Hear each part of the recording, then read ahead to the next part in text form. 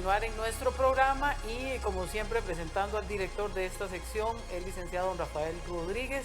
Don Rafa, gracias por estar con nosotros y creo que es un tema pues muy atinado en este momento, pero es algo que la gente siempre se ha preguntado y por supuesto surgen muchas dudas alrededor de este aspecto. Buenas tardes. Buenas tardes, Helen. Buenas tardes, Julio. Buenas tardes a todos los televidentes y a las personas que nos siguen en nuestras redes sociales. Efectivamente, Helen, el tema de hoy nace como consecuencia de un articulito que escribí esta semana y que ha sido publicado en algunos medios de comunicación en relación con la posibilidad de que el abogado pueda dar una consultoría de carácter gratuito. Esto porque generalmente algunos despachos legales y algunos abogados se publicitan en redes sociales su despacho, su firma, su especialidad, y la gente en este contexto con generalidad ubica esos números de teléfono, ubica esos contactos en redes y lo primero que preguntan es si el abogado es gratuito, si es un abogado jurídico, si es un defensor público o si se puede realizar una consulta gratuita. Entonces nos abocamos a hacer una aclaración de cuándo se puede o cuándo no se puede y cuál es la diferencia que hay entre estos diferentes entes que pueden brindar consultoría y asesoría de carácter gratuita en algún tipo de condición especial que se dé. Por ello es que hoy vamos a tratar de explicar un poquitito cada uno de los temas que en este momento nos interesa que la gente comprenda y que se indique qué es lo que se puede hacer, a dónde pueden recurrir y de qué manera pueden optar por estos beneficios o este tipo de consultorías. Ok, don Rafa, tal vez para arrancar la entrevista, primero me gustaría que usted nos explicara algo que siempre es importante. Bueno, una cosa es trabajar para el Poder Judicial y que su función sea esto, y otra cosa es ser un abogado particular, privado, que tenga un despacho privado. Ahí radica una gran diferencia y por supuesto que esto, cuando se trabaja para el gobierno es una forma y cuando se trabaja para un despacho privado es otra cosa. Sí, Helen, efectivamente en este caso en particular, los funcionarios públicos, abogados, pueden tener una limitación de brindar asesoría, pueden tener exclusividad. Los funcionarios públicos de la Corte Suprema de Justicia, que son abogados, pues están abocados a esa función que tienen como funcionarios judiciales. Aquí a veces lo que se confunde es la figura de la defensa pública y bajo ese contexto de la defensa pública mucha gente cree que existe la posibilidad de tener una defensa de carácter pública en cualquier área del derecho o en cualquier circunstancia en que las personas requieran de ellos. La defensa pública está creada por ley y la defensa pública brinda los servicios en aquellas materias en donde efectivamente por ley se ha determinado el derecho que tienen las personas de ser asistidos por un abogado de carácter público. En este caso en particular son 4 ramas hoy día las que se dan desde ese punto de vista. Primero, el defensor público en materia penal, que la Constitución le da ese derecho a todas las personas a ser defendidas por un defensor, y si no tienen cómo pagarse un defensor, pues el Estado tiene que proveerles esa defensa pública, y esto es lo que se llama la defensa pública penal en el Poder Judicial. Hay 3 ramas independientes a la defensa pública penal, como es el derecho que se tiene en procesos agrarios con un defensor público siempre y cuando se cumplan algunos requisitos, la defensa pública en materia laboral, que nace a partir de la reforma que se hace al Código de Trabajo, en donde se establece la posibilidad de que los trabajadores que cumplan algunos requisitos y que efectivamente tengan derecho a esa defensa pública, pues así la asuman. Y la parte en pensiones alimentarias existe también la posibilidad de que una de las partes pueda ser objeto de ser asistida por un defensor público. Y hoy día existe un proyecto de ley en la Asamblea Legislativa que está tramitando el diputado Villalta, en donde está previendo la posibilidad de que se abra la defensa pública en algunos asuntos de carácter civil, porque se eliminó lo que se llamaba el beneficio de pobreza y ahora él quiere hacer con las mismas características de la defensa pública laboral que se brinde ese derecho en la parte civil, lo cual tendría que ser aprobado, tendría que estudiarse y tendría que ver la manera en que se brinda, porque ya casi estamos cubriendo todas las áreas de los diferentes conflictos judiciales con el acceso a la defensa pública que se da. Si se abre esta posibilidad de que se dé una defensa pública en el área civil, tiene que verse la posibilidad de que se brinden los medios idóneos para que efectivamente el Poder Judicial pueda optar por brindar ese servicio, porque nada hacemos con crear una ley si no damos el contenido para que esto se dé, y esto es lo que ha sucedido en el caso de la defensa pública laboral, en donde ha sido tanta la afluencia de personas que buscan este beneficio que ya se ha saturado eso, y ello conlleva pues a una deficiente atención en muchos casos, porque efectivamente los defensores públicos son muy buenos, como todo, igual en la línea del señor hay algunos que sacan su milla extra y hacen el trabajo que tienen que hacer, y otros pues que a veces no hacen lo que tienen que hacer. Don Rafa, en este momento actualmente existen 17 defensorías sociales en San José, en Alajuela, en Liberia, entre otras. ¿Cuál es la función de estas? Ok. La función de las defensorías sociales son una organización que creó el Colegio de Abogados hace aproximadamente 10, 11 años. Yo soy uno de los fundadores y de los primeros defensores sociales que tuvo el Colegio de Abogados en la época en que se abrió la Defensoría Social. Inclusive empezamos con la apertura de la Defensoría Social Penal, que fue la primer defensoría que tuve la oportunidad de coordinar.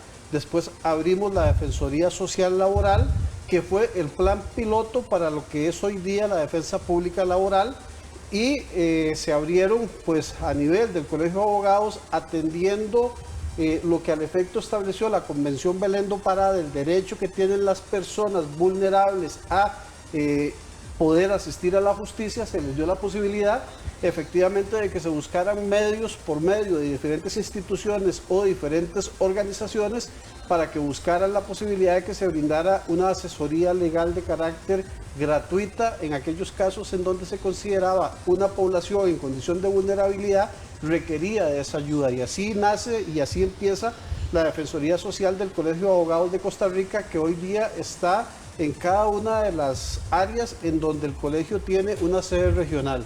Lo que ha pasado con la Defensoría Social del Colegio de Abogados es que se han hecho o han estado inmersas en algunas áreas en específico, como es la parte laboral, la parte de familia, la parte de violencia doméstica y la parte de atención de víctimas.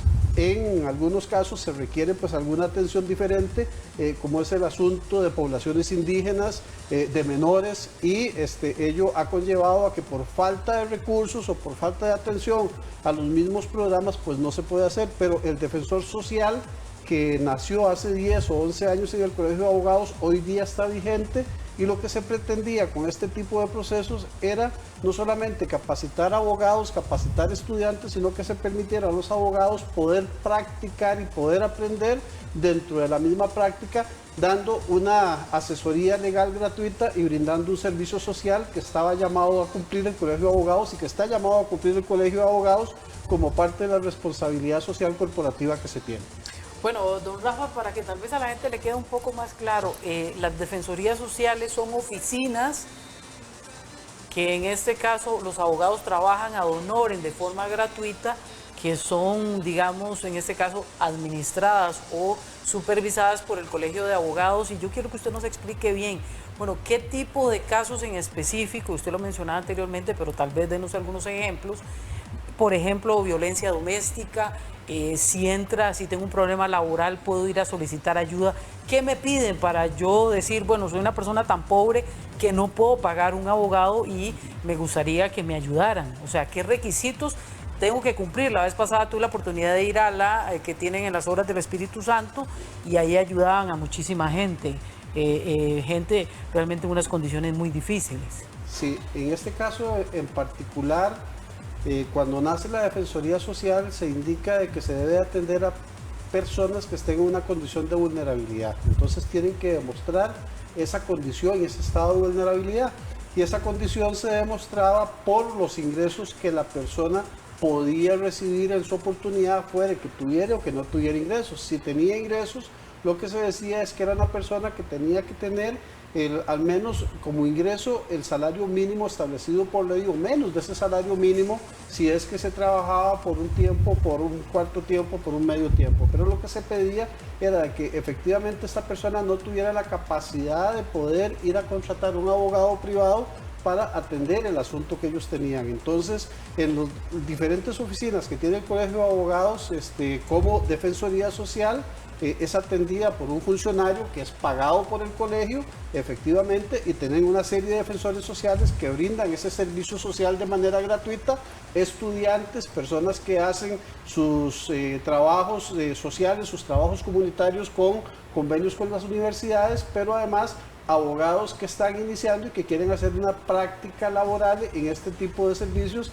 y que bajo la capacitación que se les brinda, pues lo que están llamados es a cumplir unas horas de trabajo atendiendo a las personas que la Defensoría Social está llamada a ver. En este caso en particular, como te decía Helen, la Defensoría Social que está en los Tribunales de Justicia de Goicoechea atiende asuntos de carácter laboral.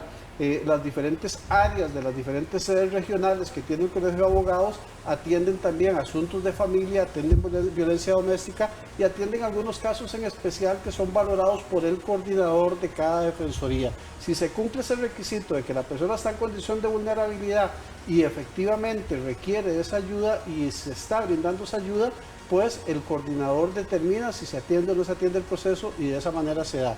No se le cobra a la persona que está pidiendo la colaboración, el que brinda el servicio no cobra por ese servicio y los funcionarios que son parte de la planilla del Colegio de Abogados pues tienen su salario para las labores que ellos están realizando. Bueno, quiero saludar un montón de gente, pero también vamos a enviarle un saludo allá a don Oscar Luis Carranza.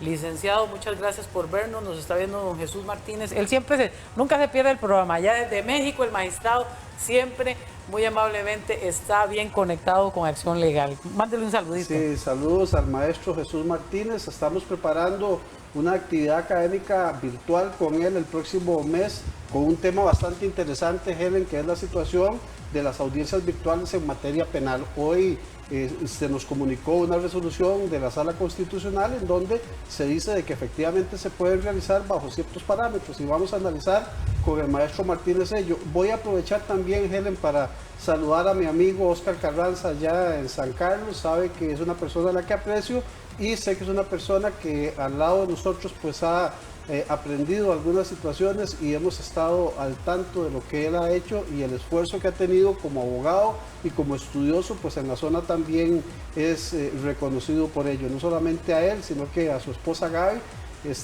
Saludos desde acá.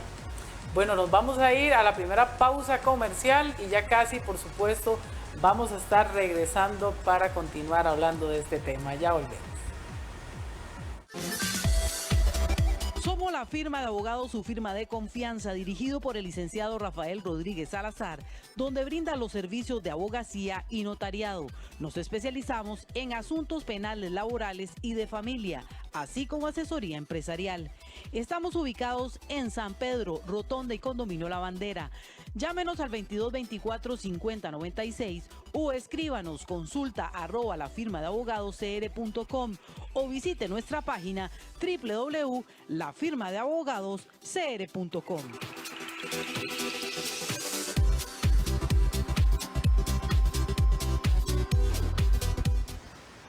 Bueno, muchísimas gracias por continuar en nuestro programa. Estamos hablando de, ¿existe realmente asesoría gratuita? ¿En qué casos se puede obtener? ¿En qué casos no se puede obtener?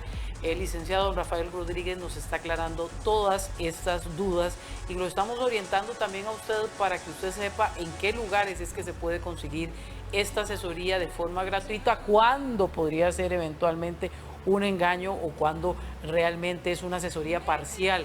Y don Rafa nos va a explicar los detalles. Primero quiero que usted nos explique el tema de las consultorías. Don Rafa, porque sabemos que algunas universidades también dan esto y es como, ponía yo de ejemplo, el detalle de que hay gente que dice, bueno, voy a ir a arreglarme los dientes a la Universidad de Costa Rica porque me sale más barato. ¿Qué tan cierto es eso? Ok. Efectivamente, Helen, en muchas ocasiones la gente llama a la oficina diciendo, mire, usted es un abogado jurídico. Entonces yo lo primero que le pregunto es, ¿qué entiende usted por un abogado jurídico? Y al final de cuentas lo que nos hemos dado cuenta es que confunden lo que es los consultorios jurídicos de las universidades, que efectivamente desde hace mucho tiempo existen, primeramente los consultorios jurídicos de la Universidad de Costa Rica, inclusive en el edificio de los tribunales en Goicoechea, en el 5º piso, hay una oficina de consultorios jurídicos en donde atienden abogados de la Universidad de Costa Rica con estudiantes de la Facultad de Derecho, debidamente coordinados con esa dirección, atendiendo diferentes áreas de manera gratuita, con los requisitos que la universidad indique que se tienen que tener para tener acceso a esa consultoría. Generalmente son procesos laborales, procesos de familia, procesos civiles que no requieren mucha atención o mucho tiempo o mucho gasto, porque también como hay una dirección y es un estudiante el que lo lleva y estos procesos tardan mucho tiempo en resolverse, lo que se requiere es que se tenga en lo más pronto posible la resolución de esos procesos. Entonces las universidades tienen lo que se llaman los consultorios jurídicos, que se utilizan para que se capaciten los estudiantes, para que brinden su trabajo social y para que la sociedad pueda también en poblaciones en condición de vulnerabilidad buscar esa ayuda. Entonces no solamente existen consultorios jurídicos de la Universidad de Costa Rica, sino que las universidades privadas que brindan las diferentes áreas del derecho también ya tienen consultorios jurídicos en sus diferentes áreas. Entonces tienen que buscarse en las universidades estas posibilidades. Usted me hablaba, Helen, de la situación que se daba en Obras del Espíritu Santo. Ahí fue una defensoría social del Colegio de Abogados que creó la posibilidad de que mediante esta organización, mediante esta ONG, se abriera la posibilidad de dar atención, porque sabíamos que Obras del Espíritu Santo atendía a muchas familias en condición de vulnerabilidad y que ahí se generaban una serie de circunstancias que podían ser atendidas por defensores sociales. Se han tratado de hacer algunos convenios con las municipalidades para abrir defensorías sociales en las municipalidades que estén llamadas en ese convenio de responsabilidad social corporativa, brindarle a la sociedad de esa comunidad donde está esta municipalidad también la posibilidad de abrir defensorías, y esto es lo que se ha hecho. Pero también existen algunas organizaciones como asociaciones que bajo el amparo de esa asociación brindan asesoría que dicen, entre comillas, que es gratuita, pero a veces de gratuito no tiene nada. Entonces tenemos que tener mucho cuidado de a dónde estamos llegando y quiénes nos quieren captar. Así es, don Rafa. Bueno, aprovechar, ¿verdad? Agradecer a todas las personas que nos están mandando mensajes en este momento. Muchas gracias por la compañía. Y bueno, quería aprovechar, don Rafa. Actualmente los abogados de forma privada dan consultoría gratis. Y las personas creen que este servicio se da de forma gratuita. ¿Qué piensa usted de eso? O explicarle a la gente cuál es la verdadera razón, más bien. Bueno, es claro, Julio, que si nosotros nos metemos en un buscador de internet y ponemos abogado gratuito o consultas gratuitas, van a aparecer un montón de páginas de algunos despachos, de algunos colegas o de algunos abogados que tratan de enganchar a sus clientes mediante esta palabra de consultoría gratuita. En realidad, el Código de Ética nos prohíbe a los abogados dar una consultoría gratuita, porque esto se constituye en una competencia desleal. No solamente es dar consultoría gratuita, sino que dar las consultorías con un costo inferior a las que establece el arancel de honorarios del Colegio de Abogados y Abogadas de Costa Rica. Entonces, ¿qué es lo que se da? Bueno, lo que se da es que se dice de que se da una consultoría gratuita, se le dice a la gente cuál es su situación, qué es lo que usted requiere, y bajo una guía de carácter legal se trata de captar ese cliente. Pero cuando ese cliente llega a la oficina, se le dice, mire, yo le puedo dar a usted la guía de qué es lo que tiene que hacer, pero para realizar este trabajo efectivamente requiere de abogado, y el trabajo tiene un costo. Lo que podemos tratar es de que nosotros veamos de que el costo que usted tiene que pagar no sea tan alto, o podemos negociar la forma de pago, y a veces hasta se cobran situaciones que no se hacen, se cobran trabajos que se hacen mal hechos, o quienes están tratando de brindar y de captar ese tipo de clientes es gente que no tiene la especialidad o que no tiene la experticia para los procesos que llegan. Entonces la gente se engaña en muchas ocasiones mediante un anuncio de estos. Particularmente algunos colegas hemos estado denunciando a la Fiscalía del Colegio de Abogados este tipo de situaciones porque salían anuncios que se decía no cobramos la consulta cuando estamos obligados a cobrar una consulta, brindamos asesoría gratuita cuando tenemos prohibido brindar asesoría gratuita. Entonces la gente tiene que saber de que esa asesoría gratuita se brinda en los entes que están llamados y que están autorizados para brindar, como son las defensorías sociales, como son los consultorios jurídicos de las universidades, como son las casas de justicia, que es un programa que tiene el Ministerio de Justicia atendiendo también algún tipo de situaciones, especialmente en familia y en violencia.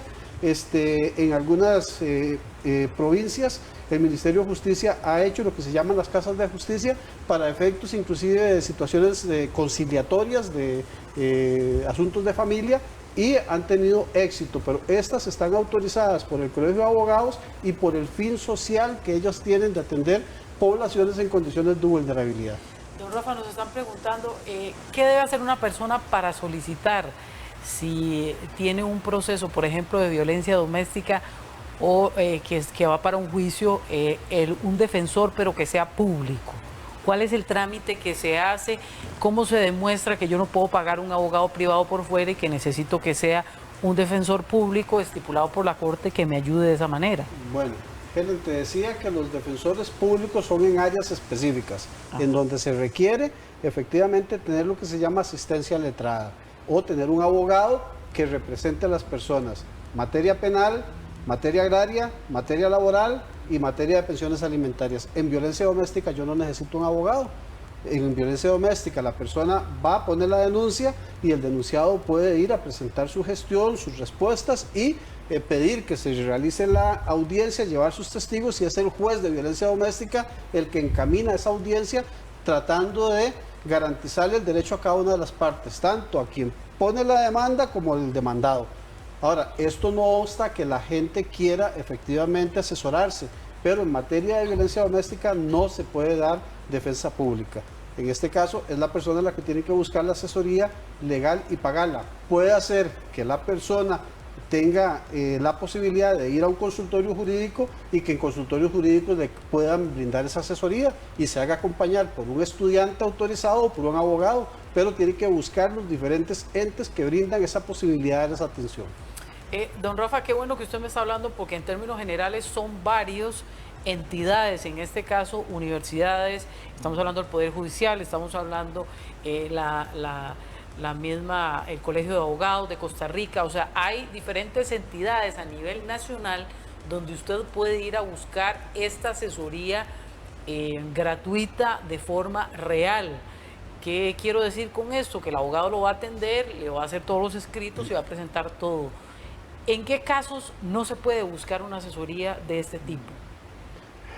Helen, la asesoría que no es gratuita solamente en aquellos casos en donde efectivamente la atención que brinda el Poder Judicial o la atención que brinda el caso no requiere de asistencia letrada. O sea, aquí la persona se puede defender por sí mismo. Veamos de que inclusive la defensa pública laboral se creó porque se permitía que cualquier persona podía llegar y presentar su demanda en estrados y defenderse solo, pero en muchas ocasiones la parte patronal tenía su abogado y había una indefensión entre abogado que iba con la parte patronal y el trabajador que iba sin abogado y que no podía ser asistido o que no podía ser asesorado por los funcionarios del Poder Judicial. Entonces, en este caso en aquellos casos en donde efectivamente se requiere asistencia letrada, pues se tiene que tener el abogado. En aquellos casos en donde no se requiere asistencia letrada, pues la persona puede asistirse por sí misma y puede pedir estas colaboraciones. Entonces, como a veces los medios económicos de las diferentes organizaciones que prestan este servicio son limitados, ellos se limitan a atender casos de pequeñas cuantías o casos que no son muy grandes y que no requieren de mucho tiempo o de mucha atención. La defensa pública penal sabemos que atiende procesos gigantes y atiende todo lo que se ve, con las limitaciones que tiene la defensa pública del Poder Judicial en cuanto a limitaciones económicas y en cuanto a limitaciones de tiempo que tienen los defensores. Pero en este caso en particular, Helen, efectivamente se puede ser objeto de atención de la defensa pública o de tener una asesoría gratuita en aquellos casos en que se brinde y esté autorizado dar esa asesoría. Nos vamos a ir a la pausa comercial y al regresar, don Rafa, por ahí nos están preguntando algunas personas, ¿qué pasa si un abogado me hizo un trámite y ya la persona se desaparece, no la puedo ubicar y necesito continuar, digamos, con este proceso? ¿Qué puede hacer?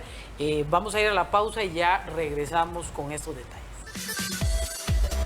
Somos la firma de abogados, su firma de confianza, dirigido por el licenciado Rafael Rodríguez Salazar, donde brinda los servicios de abogacía y notariado. Nos especializamos en asuntos penales, laborales y de familia, así como asesoría empresarial. Estamos ubicados en San Pedro, Rotonda y Condominio La Bandera. Llámenos al 2224-5096 o escríbanos consulta@lafirmadeabogadoscr.com o visite nuestra página www.lafirmadeabogadoscr.com.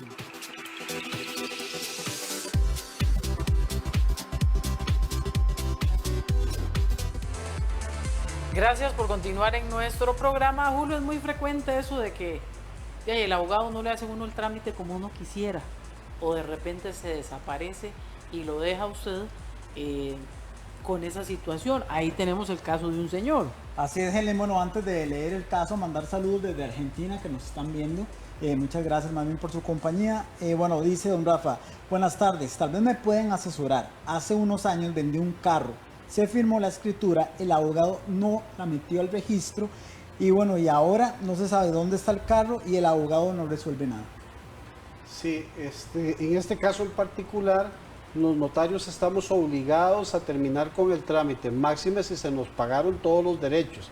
Aquí, si se pagaron los derechos, si existía la obligación de presentar la escritura ante el registro público de la propiedad, pues lo que hay es un incumplimiento notarial y esto podría presentarse una denuncia ante la Dirección de Notariado contra el notario para que la Dirección de Notariado pues obligue a hacer ese trámite y el notario dé razón de lo que sucede. Si efectivamente esa escritura se hizo, hay una forma.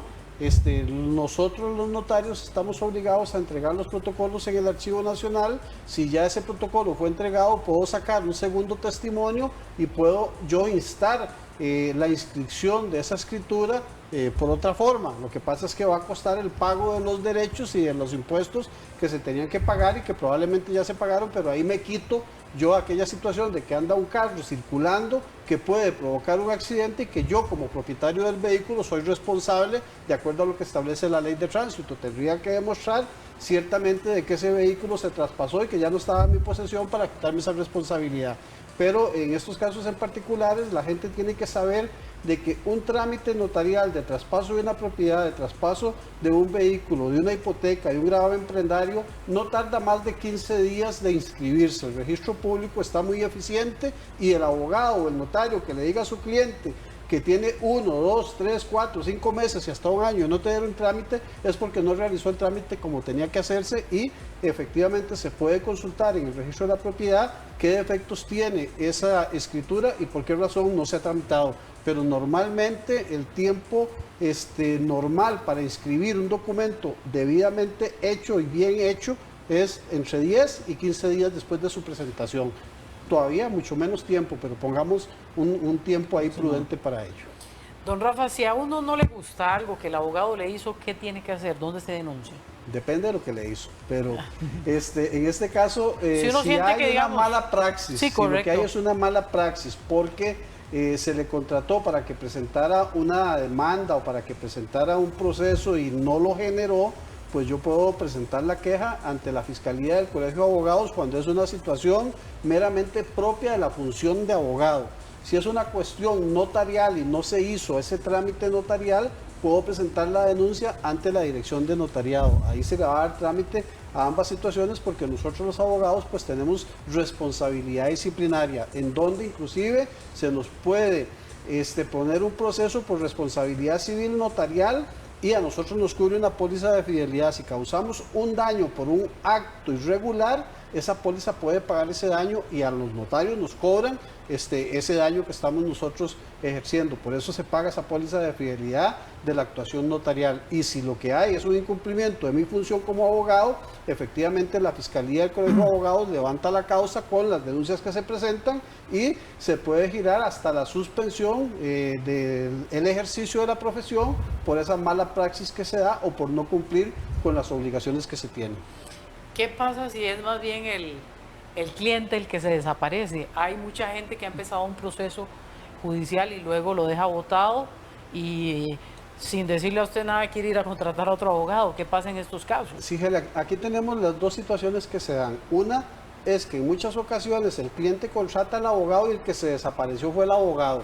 El cliente dice, licenciado, mire, llegan a buscar a otro abogado y le dicen, mire, es que yo presenté una demanda, pero el abogado no me contesta los teléfonos, no me contesta los mensajes, llegué a la oficina, ya no estaba la oficina en ese lugar y yo necesito saber qué pasó con mi proceso. Entonces, en este caso en particular, la persona lo que tiene que hacer es ir al proceso, dejar una constancia de que efectivamente ha tratado de comunicarse con el abogado al que le brindó un poder, con el abogado que estaba dirigiendo ese proceso y que perdió la comunicación, y entonces comunica al despacho judicial mediante un escrito que también tiene que ir autenticado en aquellos casos en que se requiere esta autenticación, para que se comunique si es que había un lugar de notificaciones donde el abogado esta situación y que indique de que efectivamente por esa falta de comunicación con el abogado entonces va a buscar un abogado director nuevo. En el caso de nosotros que se nos pierde el cliente, porque también se da esa situación de que nos contratan y porque no se terminaron de pagar los honorarios o porque se perdió por alguna circunstancia, ya perdió el interés en ese proceso, nosotros los abogados estamos obligados a demostrar a los despachos judiciales de que nuestro cliente es el que se nos perdió y de que ya no queremos o que ya no quieren que seamos objeto de esa asesoría. Y nos obligan a demostrar de que nosotros informamos al cliente de que ya no vamos a continuar por alguna divergencia o de que efectivamente hemos perdido esa comunicación.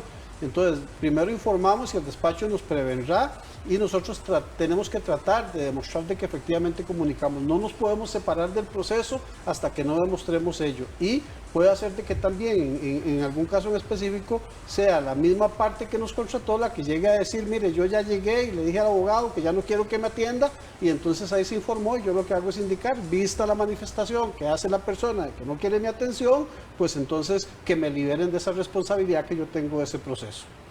Hay gente que se desaparece para no pagar, don Rafa, hay que ser honestos en esto, o pierde el interés de repente. Los dos, el abogado y el cliente. Sí, lo que decíamos en estos casos yo tengo que tratar de ver cómo lo consigo, qué hago, cómo informo para liberarme de la responsabilidad que ese caso me conlleva. Puede ser de que inclusive esté señalada una audiencia para un juicio en donde yo tengo que presentar los testigos, no consigo al cliente y menos a los testigos. Entonces yo me presento al juicio y hago ver al juzgador de que estoy por mi responsabilidad, pero que la parte que me contrató se me perdió, que no he tenido comunicación y que por esas circunstancias que el proceso se va a llevar de esa manera.